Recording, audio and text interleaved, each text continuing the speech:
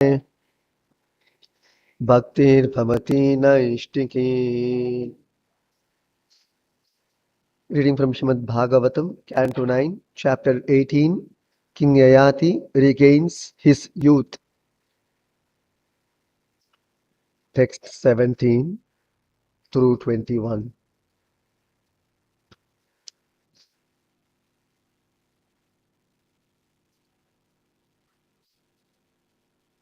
Evam vidaihi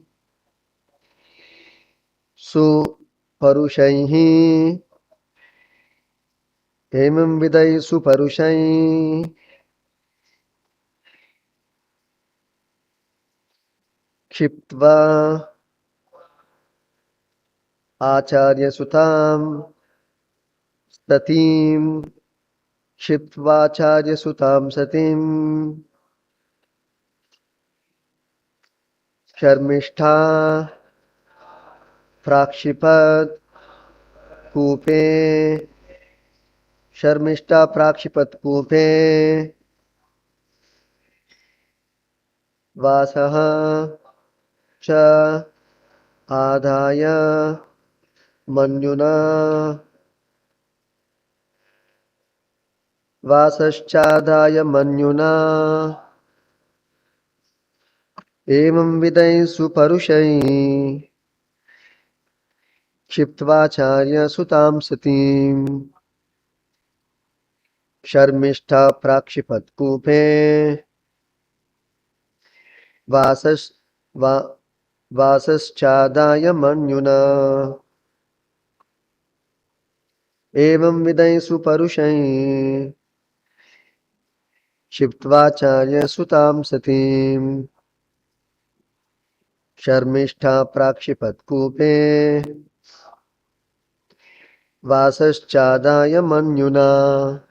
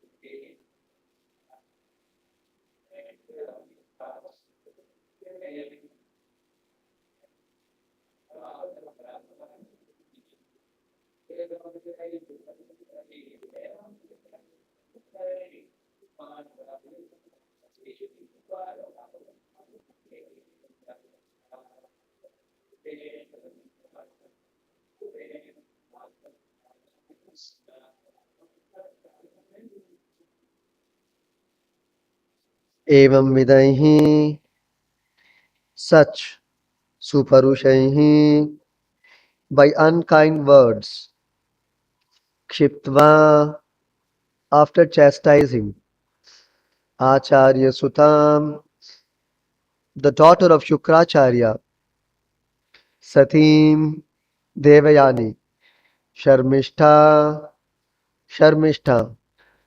Prakshipat threw her Kupe into a well Vasaha the garments Cha and Adhaya taking away Manyuna because of anger.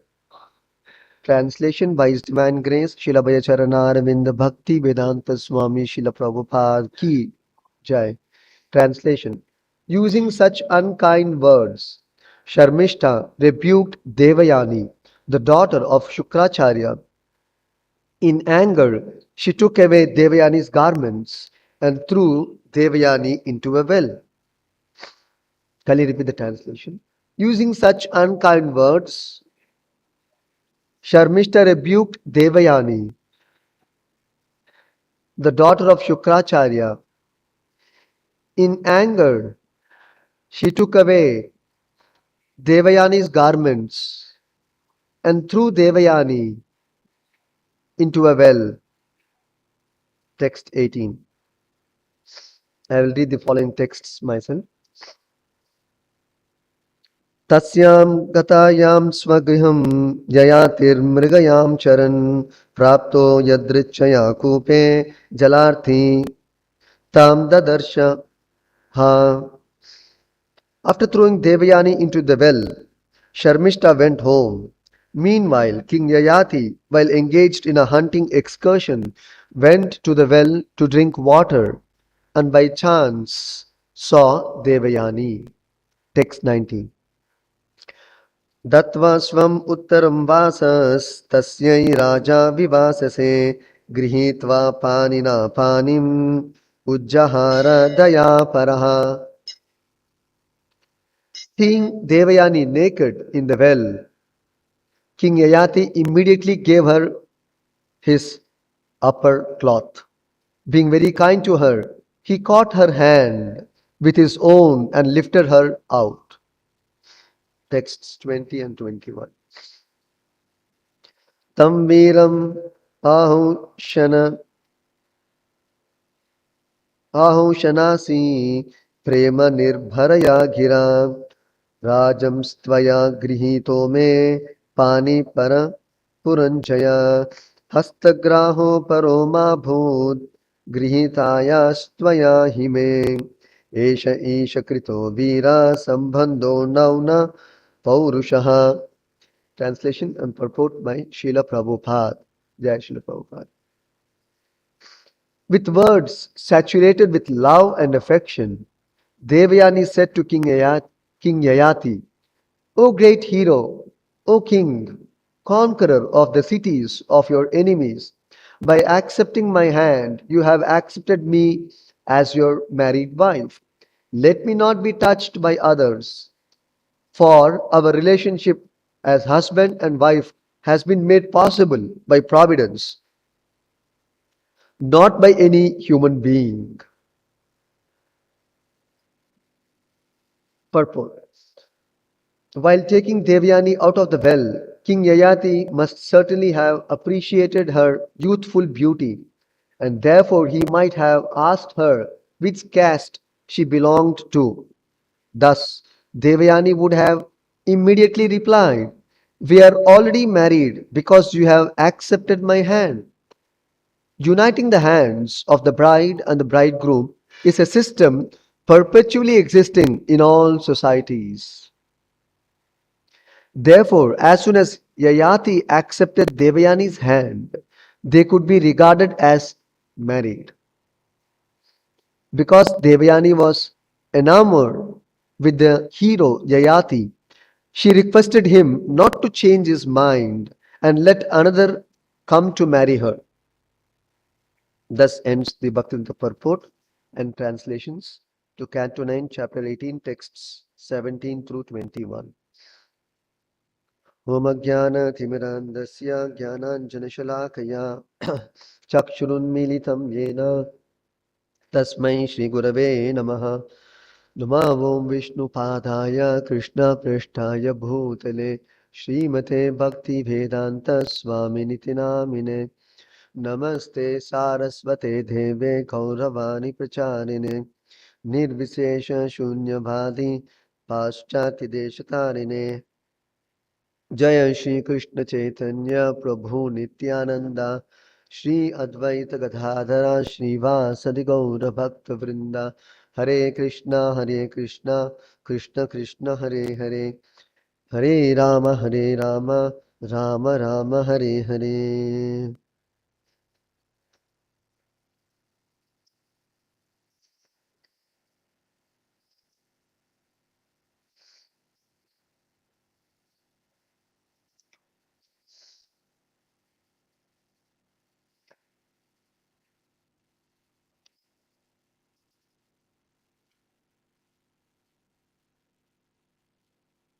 So this is a history of the daughter of the Brahmana Shukracharya by name Devayani and the daughter of the king Vrishaparva by name Sharmishta, wherein they both got into a quarrel and for a very silly minor reason and they lost their sense of intelligence, discrimination, and we see what all transpired after that. So when Devayani got married by the request of the father of Devayani to Vrishaparva, Sharmishta, the daughter of Vrishaparva, was made to go as a maid servant along with Devayani. And along with Sharmishta, there were also many other thousands of maid servants who were sent with Devayani.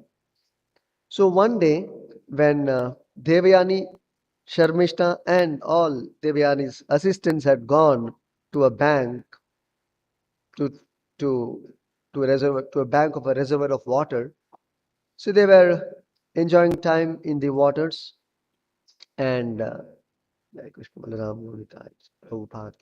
they were sporting, throwing water on one another, and by chance, Lord Shiva, along with his wife Parvati, seated on the back of his bull carrier, they were passing that side in space, and recognizing Lord Shiva and Parvati, they immediately came out of the waters and tried to cover their bodies with their clothes. And in the course, what happened? By chance, by chance, Sharmishta took on the clothes of Devayani. And when this happened, Devayani became very upset and very angry. And she started chastising Sharmishta. It happened by chance, in a haste. It was not intentional that Sharmishta purposefully took on Devayani's clothes.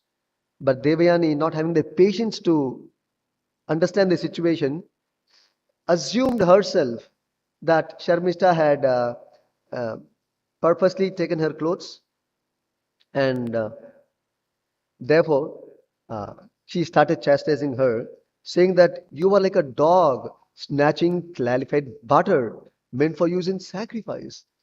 Imagine such harsh, terse remark she is making for such a minor, unintentional mistake of Sharmishta, and not even wanting to understand or giving an opportunity for her to speak, to ask for an explanation. She is concluding herself.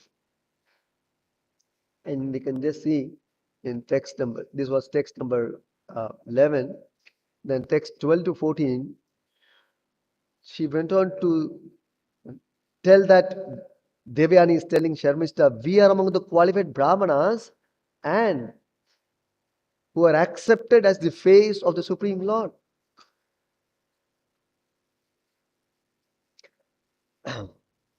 The Brahmanas have created the entire universe by their austerity. Being very puffed up of being a Brahmana, Brahmana's daughter, and Brahmana as a caste, she is uh, exaggerating so much the status of a Brahmana, feeling very proud of her Brahminical status. The Brahmanas have created the entire universe by their austerity, and they always keep the absolute truth within the core of their hearts.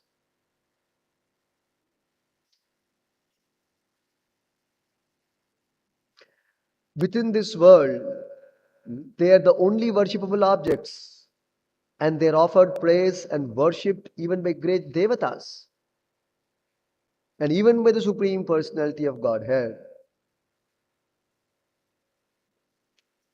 And further, we are even more respectable because we are in the dynasty of Bhrigu. Bhrigu Muni was a very powerful, well-known, renowned, reputed Brahmana. So she is therefore feeling herself very proud of being the daughter of Shukracharya and further being the descendant of Bhrigu, Rishi. Basically, she became very puffed up with her Brahminical status. So when Sharmishta was chastised in this way, she was also not any less. She also rebuked Devayani in this way. She said to Devayani, "You beggar, since you don't understand your position, why should you unnecessarily talk so much? Don't all of you wait at our house depending on us for your livelihood like crows?"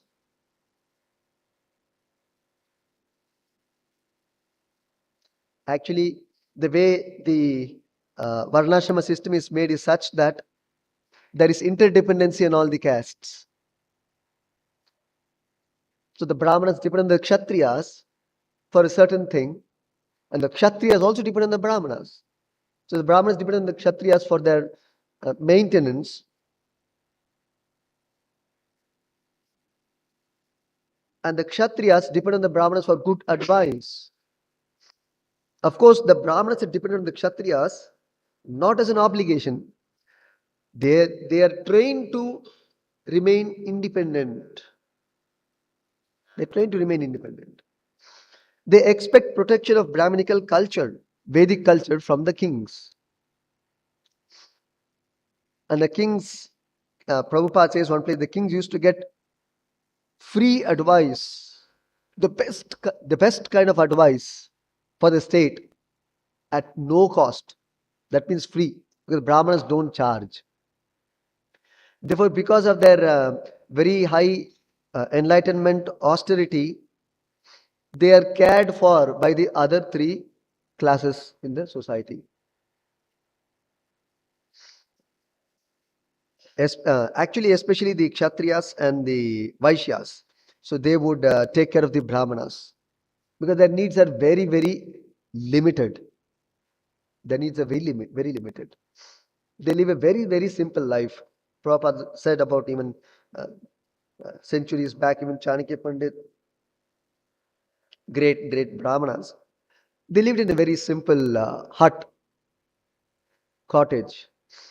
So even when offered a salary or a good facility for stay, they would voluntarily reject it, and they would always accept a very simple living. So in that way, they are not carried away by material uh, facilities, and they can focus on spiritual life and advance in spiritual life. That is the life of a Brahmana. So they kept themselves very simple and very poor monetarily, consciously, not to get carried away by money and opulence. So,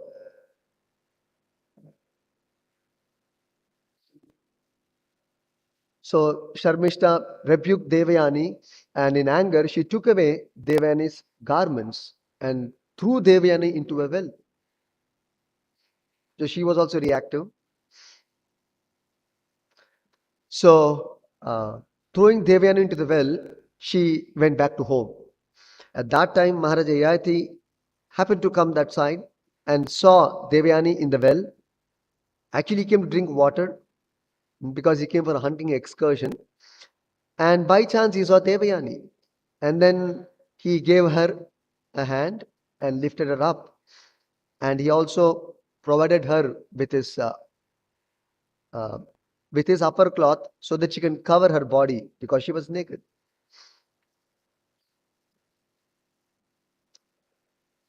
So then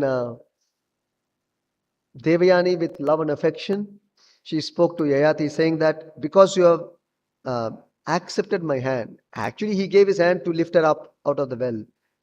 But then she had assumed, she had interpreted it as the arrangement of divinity. Because you have accepted my hand, therefore it is understood that we both have got married now. Because only in marriage can a man touch the hand of a woman. So therefore that has happened here. In all most of the marriage ceremonies, and even in other communities also, Prabhupada says this practice has been current. Uniting hands of the bride and bridegroom is a system perpetually existing in all societies. So therefore she has interpreted it as the arrangement of divinity. Therefore there is no need to ask her caste. because already the marriage is sanctioned by providence. So now, coming to an important discussion here, uh, how Devyani reacted without taking patience to understand the situation, and she became very angry and chastised Sharmishta unnecessarily. That is why uh, there is a saying to give the benefit of doubt always. Once it so happened that there was one woman, she had gone to the airport to board a flight. So there was quite some time, and therefore she, after all her check-in procedures, security procedures, she was waiting in the boarding hall, and she had a book. She purchased a book because lot of time was there. So she thought of reading the book. She pulled it out from her bag and began to read. And she also had a packet of biscuit. So she opened the packet of biscuit and she was about to eat the biscuit, continuing her reading. Just then she saw one young man come and sit by her side. So then, so this lady opened the cover and then she took one biscuit and she was eating and continued to read. And this man also uh, picked one biscuit from the same biscuit packet and he also popped one biscuit into his mouth. So she, at first, she didn't notice because she was absorbed in reading. Then again, she took the second biscuit and this young man also took another biscuit.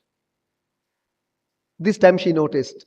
She just stared at him because he didn't ask her out of courtesy, ma'am, can I take one little biscuit?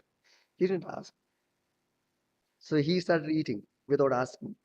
Then she took the third biscuit. He also took another biscuit. And finally, it came to the point there was only one biscuit left. And she was wondering, she just paused to see what this man will do. Let's see. But this person, according to her assumption, was shameless because he pulled out the last biscuit and then he broke it in two and then gave it to this madam only. Madam, you can have the half of this biscuit. She got wild. You are offering me my biscuit as a man. I'm thinking you are courteous enough. Anyway, so it was all an eye contact. So she didn't verbally speak anything, and he didn't want to because he's just going to go away in few minutes. So she just left. But carrying it in her mind, she was disturbed. Then anyway, so the announcement came for boarding the flight, and then she went and sat in the flight. Again, it was about 2 hours journey or whatever. So then she picked a book. She had finished almost reading her book, about 75, 80%. So she picked up her book once again to complete the book, reading. And she opened her bag to pull out, she opened her bag to see, for a surprise, that the biscuit packet still was there in her bag. And she was surprised. Then she realized, oh my God, actually, this pack of biscuit was the young man's, not mine. And all the while, I had been taking the biscuit from his packet and it was not mine. And she felt very, very bad.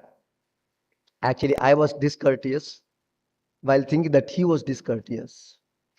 So, like that, sometimes in haste and not taking time to, not having the patience to study and understand the situation, the reality, we come to conclusion. And then, so just like we see here, Devayani didn't take the patience and trouble to understand the situation and why Sharmishta took away her clothes. She just went ahead, chastising her, taking it as her right, and what all harsh words she has used. It's not very desirable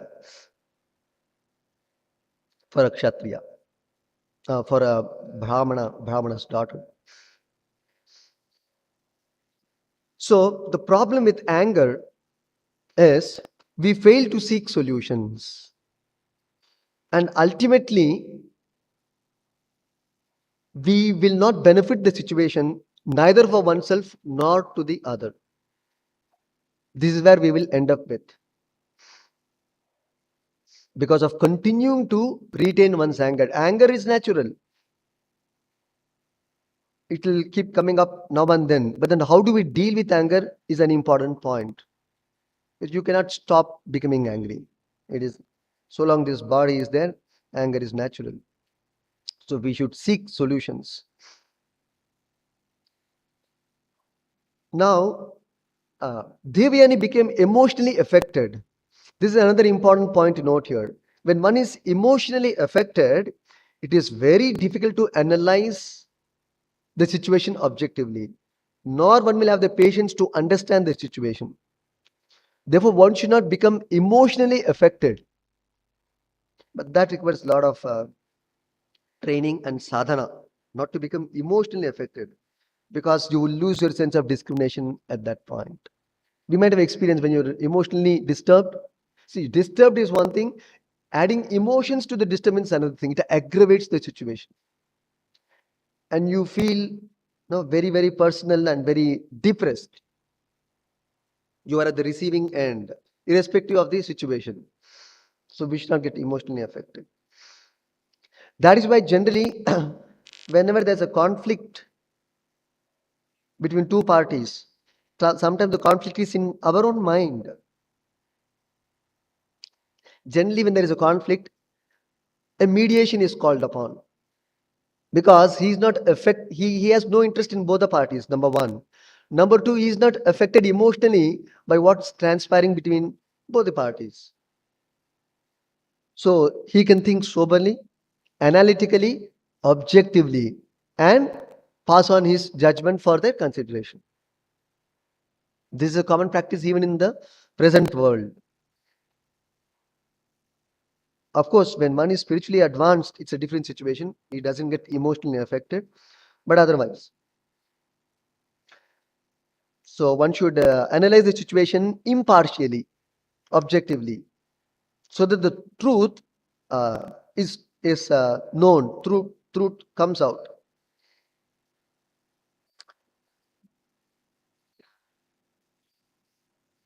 Sometimes it may be such that, just like in this situation where we discussed about the young man and this woman eating from the same pack of biscuit, sometimes somebody might come for our help, to our help, but we may interpret it the other way around. That maybe he has come to intimidate me, he has come to disturb me. It may not be.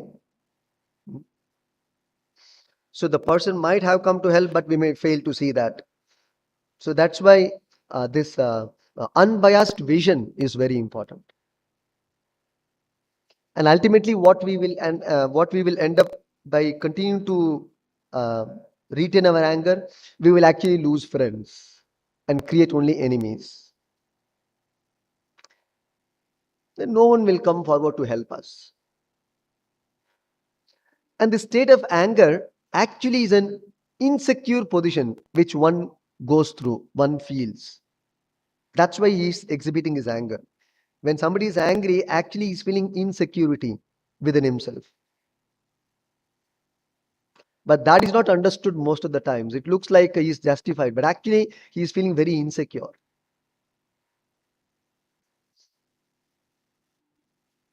So, also when we become angry, uh, forget Krishna conscious sense, even normal sense also we will lose. So we will become disrespectful to the other person. We will disregard the other person's statements, even though it may contain some grain of truth. See, the moment you lose value for a person, you will not take his words seriously. Then, when the words are not taken seriously, then the whole analysis will go wrong. Because in the whole episode, any episode, unless the truth is gathered, How will you come to a conclusion, right conclusion, right? And how will you come to the right judgment? So that is why uh, it is very important to contain one's anger and think soberly.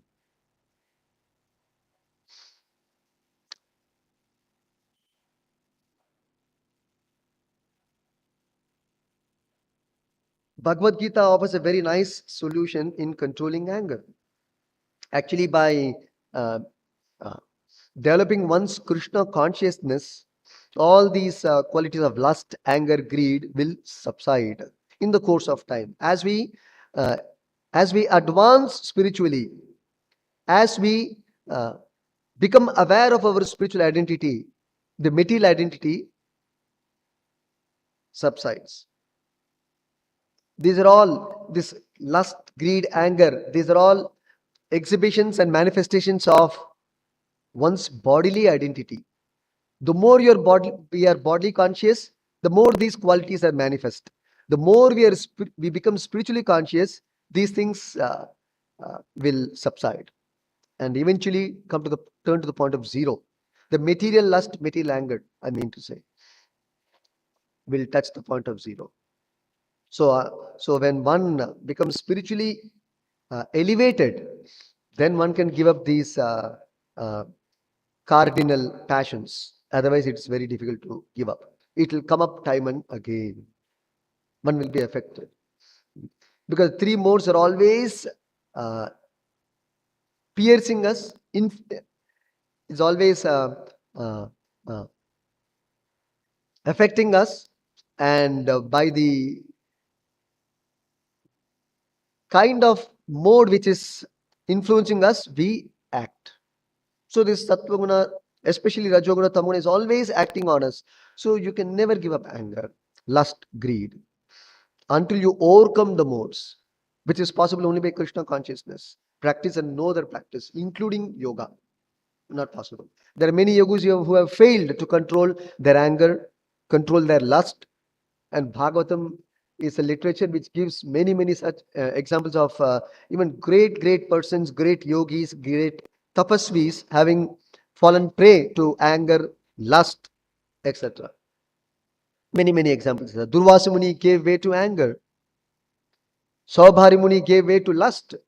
Now it is not that they are ordinary persons. hmm, They are they are persons pursuing uh, tapasya, life of enlightenment seriously. Yet they fail. Now, what to speak of ordinary persons? So, so therefore, it is not easy to control lust and anger by any amount of tapasya, knowledge, and forget any other material practices. So only by Krishna kindness it is possible. What Krishna says in Bhagavad Gita. In the Bhagavad Gita, Krishna says in the 8th chapter, Mam chayo avyabhicharena bhakti yogena sevate sagunan samati tyetan brahma bhoyaya kalpate. Krishna says that if you engage in pure devotional service, 100% if you give yourself to devotional service, then instantly you will overcome the modes. Immediately, instantly, with no time. Sagunan samatitya etan. All the modes you will overcome immediately by the power of devotional service. Brahma bhuyaya kalpate. Again in the 18th chapter, Krishna describes.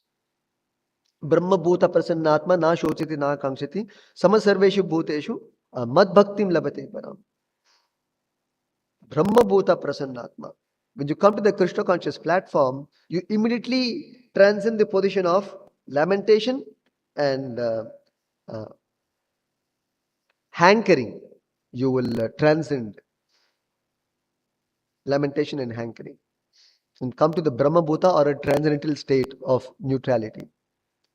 In fact, Krishna says, after crossing this state, you will actually attain bhakti to me.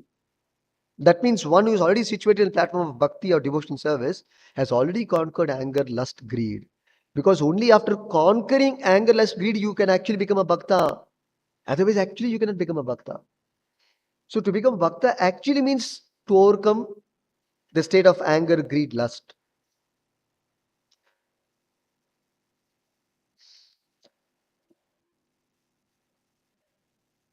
So every situation can be handled in three ways. Actually, four ways. But for a common man, it is three ways. In a sattvic way, rajasic way, tamasic way. And then there's a transcendental way of handling the situation. So that is Krishna conscious training. So based on which mode we are, we will handle the situation in that way.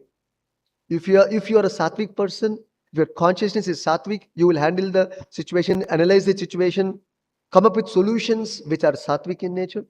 And if you're in rajasic mode, your analysis also will be rajasic. Your conclusions also will be in a rajasic mode. Your decisions also will go in a rajasic way. And similarly with tamoguna.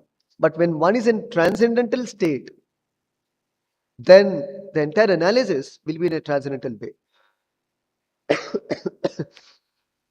The most desirable thing is to analyze, is to first of all situate ourselves in a transcendental position. That is Krishna conscious position. Then everything we do will be most perfect. So that requires training. And that is what is the whole Krishna consciousness movement set up by Prabhupada to train people to come to the state of transcendence or Shuddha Sattva state. Okay, so some solutions. So what can we do? So one thing is uh, just a thought. Anger must be the last resort after exhausting all possibilities. Of course, one can become angry, no doubt. But then, and exhibit anger in the form of rebuking, chastising, fighting. Like Kshatriyas even fight physically. But that is the last option. As we see, Lord Krishna also came for peace talks, analyzed the situation, had discussions,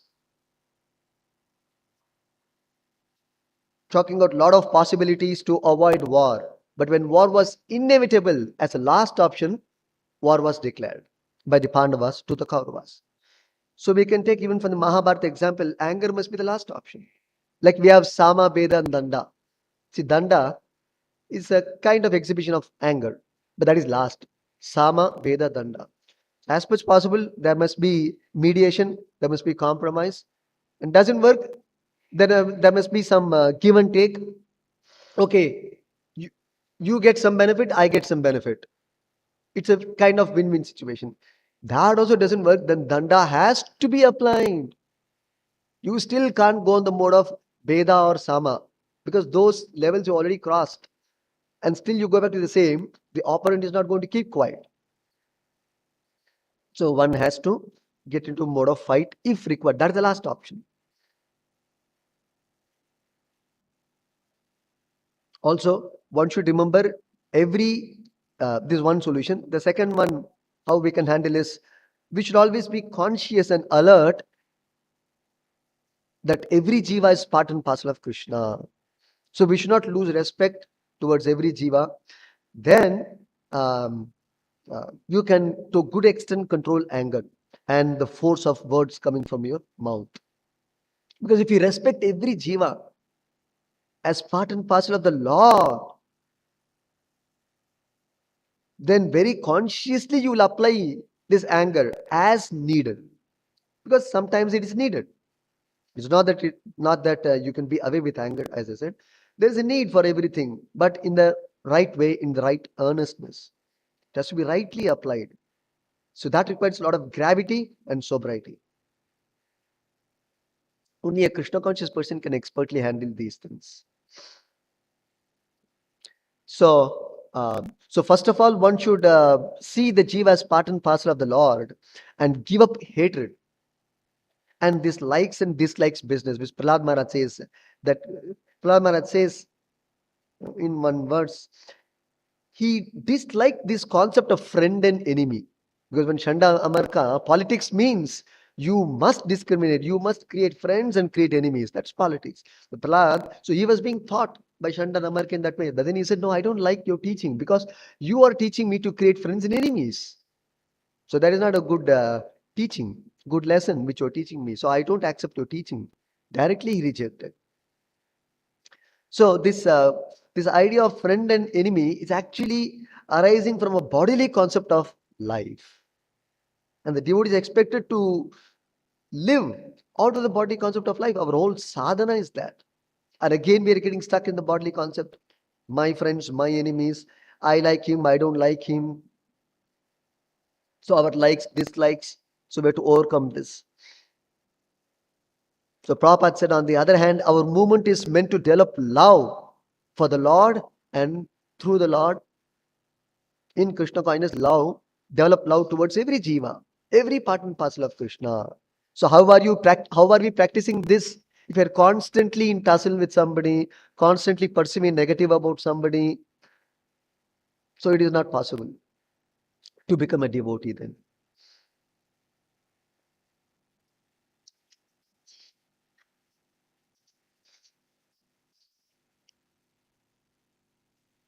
So I will conclude with one um, interesting episode which took place in Alexander's life. It's an actual instance. Of course, the other one which I quoted also was an actual instance. Once Alexander had come to India, and he had great regard for India and Indians. A lot of respect he had for Indians. And as we know, he's from Greece. He also knew that Indians are quite intelligent. That was the talk in those days also. Indians are very intelligent, they're very brave as a race, and fearless people.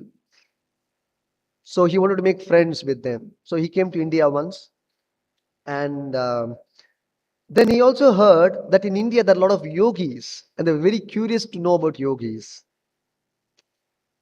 So his countrymen requested that whenever he happened to go to India, they wanted to they wanted him to get one yogi to their country to see him, and then to interact with him and then see what a yogi is. And they were quite curious. They've heard so much about yoga, yogi, and all these things. And they're quite austere, and they have a lot of powers, mystical powers, and would receive some blessings also from these yogis. So when he came to India, so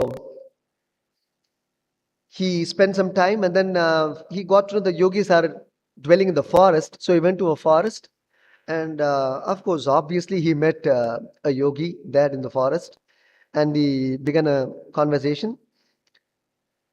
And then he made a request to one of the yogis that if you can kindly come along with me to my country, because my countrymen are very eager to see you and interact with you and hear from you directly. Then he said, if you come with me, I'll offer you anything what you want: richness, gold, opulence, assets, so many things I can offer you. So, what do you to come with me? He became little pushy because he was desperate to get a yogi somehow to his country on his return journey. But that somehow he failed to convince the yogi. The yogi said, "Mm, no, I'm not interested in your gold and money and assets, and nor am I interested to leave this forest and come along with you." For the first time in his life, Alexander was denied a request by a yogi. Otherwise, he had always been in a very commanding position. Nobody has had turned down his word. First time a yogi flatly refused his request. No, I am not coming. So Alexander became very upset, and he lost his control, and he flew into a rage. Then he took out his sword and about to cut off the yogi's neck. And he said, do you know whom you're speaking to? I'm Alexander the Great. If you don't listen to me, I'm going to cut your throat right away. Yogi was very cool. He was not disturbed by anger, by Alexander's anger. He said, really? You're going to kill me? But actually, you cannot kill me because I'm not the body. I'm a spirit soul. He started speaking philosophy. Sminyata dehe kaumaram yamanam jara. So I do not die. I can't die. You cannot kill me. You can please proceed. Go ahead, he said. So Alexander became even more uh, confused and bewildered. So then the yogi continued. My dear king, you say you are a king, but may I tell you, actually, you are not a king. You are a slave of my slave, he said. So Alexander was even more confused and bewildered. Alexander said that, how do you say that I'm a slave of your slave? I'm the king. The yogi very coolly explained, no, my dear king. He said, I have mastered anger. Anger is my slave. Now see how easily you have given vent to your anger. Therefore, you are slave of my slave. Like that. Said. Anyway. But Bhakti Siddhanta Saraswati Thakur, having said this, Bhakti Siddhanta Saraswati Thakur said that Krishna consciousness is so powerful and so wonderful that even lust, greed, anger, which are considered very, very uh, unfavorable for devotional service, also can be purified and used in the service of the Lord appropriately. Like Bhaktisiddhanta Saraswati Thakur said, that lust, instead of lusting over mundane achievements or over mundane objectives, one should develop one's uh, love for serving the Lord, for chanting the Lord's holy name, for devotional service. In that way, lust can be purified. Just like the gopis did. They transformed their lust into love. Attraction is very natural. Nobody can give up attraction. You're not a dead stone.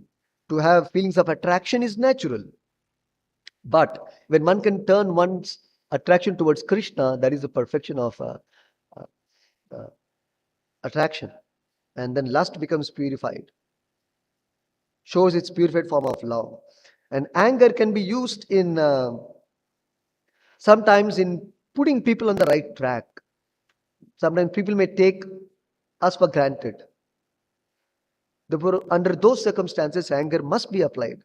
At least externally, you should show your anger. Even internally, if you are calm and sober, externally, you must be angry sometimes to protect yourself as a matter of self defense and also to teach lesson to others. So sometimes anger is to be exhibited. Therefore, sometimes uh, we see Narad Muni, Hanumanji, they all exhibited anger to teach lesson, to put the other person on the right track. And greed, also, instead of uh, expressing greed for materialistic endeavors, one can use the same greed in attaining and acquiring things for Krishna. Like Rupa Goswami says, uh, he exhibited his greed in this way. There's a beautiful verse he has composed saying that, Oh Lord, your holy name is so tasty, spiritually tasteful, divinely tasty, nectarian, that I am feeling myself unfortunate to have only one tongue and one pairs of ears. Rather, I would desire million tongues and trillions of ears. So this is actually an exhibition of spiritual greed. So there is no limit to spiritual greed. So one can purify one's greed, lust, and anger in this way by by dovetailing it in Krishna consciousness. I'll stop here. Granth Srimad Bhagavatam ki jai. Shri Prabhupada ki jai.